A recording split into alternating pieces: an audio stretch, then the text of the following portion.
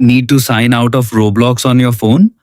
This quick 2D26 guide will walk you through the exact steps to safely log out of your account in just a few taps, whether you're using Android or iPhone. First of all, open the Roblox app on your mobile device and make sure you are signed into the account you want to log out of. Once the app has loaded, look for the More button, which is usually located in the bottom right corner of the screen.